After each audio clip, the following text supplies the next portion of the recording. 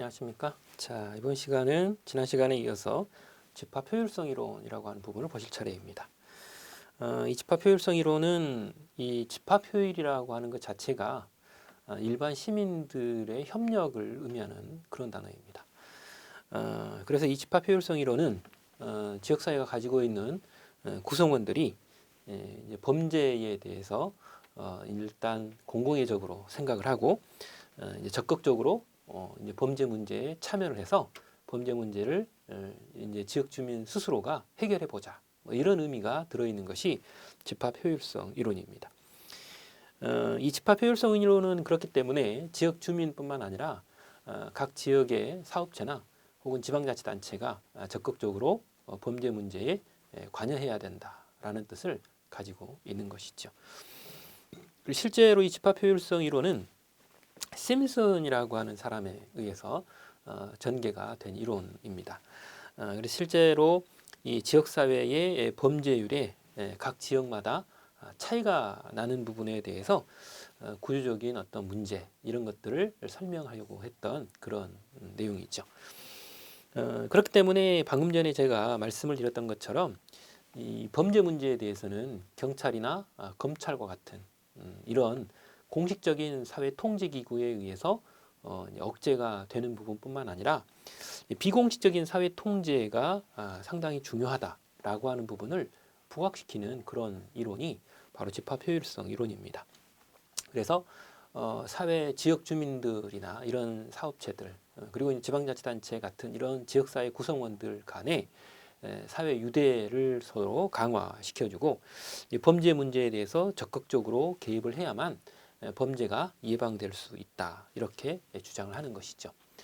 근데 문제는 이 이론을 너무 강하게 주장하게 되면 문제가 하나 생겨요. 그게 뭐냐면 이 비공식적인 사회 통제 기구의 억제력을 주장하게 되면 너무 강하게 주장하면 오히려 공식적인 범죄 통제 기구인 경찰이나 검찰과 같은 이런 조직들의 역할을 간과할 수 있다. 너무 가볍게 생각할 수 있다라고 하는 내용이 여기서 이제 비판적으로 들어오게 됩니다. 그래서 이제 그게 이제 집합 효율성 이론의 가장 큰 문제점이고요. 그 다음에 이제 그 뒤에 나오는 게 깨진 유리창 이론이라고 하는 게 들어오죠.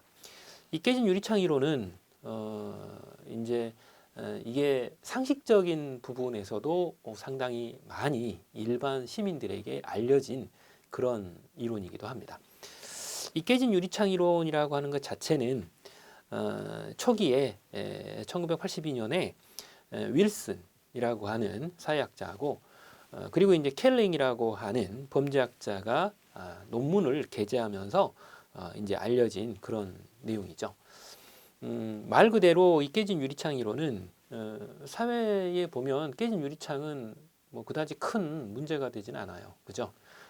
그래서 실제로 이런 깨진 유리창을 간과했을 때 너무 가볍게 다루게 되면 나중에 보다 큰 범죄가 일어날 수 있기 때문에 이런 아주 경미한 이 깨진 유리창과 같은 이런 행위에 대해서 일단 무관용으로 철저하게 응징해야 된다.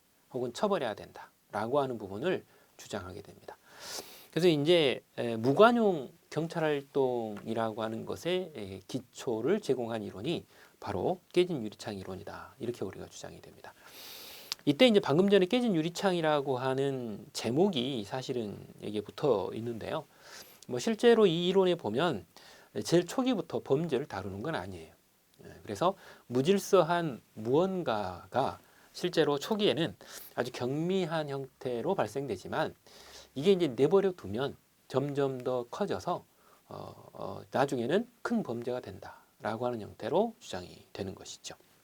그래서 우리가 앞에 이제 총론에서 주장이 됐던 것처럼 바늘도둑이 소도둑되는 이런 것으로 이해를 한 거죠. 이때 이제 아주 경미한 어떤 것들이라고 하는 게 뭐냐? 그게 바로 무질서한 행위 그리고 이제 무질서한 환경과 같은 이런 부분들이 그 내용의 주를 이루는 것이죠.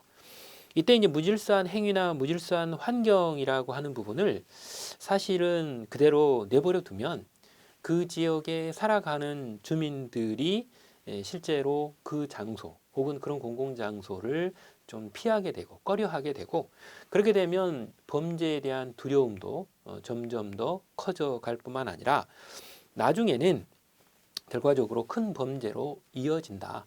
그렇기 때문에 이런 깨진 유리창과 같은 이런 부분들이 원칙적으로 비공식적인 어떤 통제 기구에 의해서 억제가 됨으로 인해서 결과적으로 나중에 큰 범죄를 미연에 방지할 수 있다라는 형태입니다.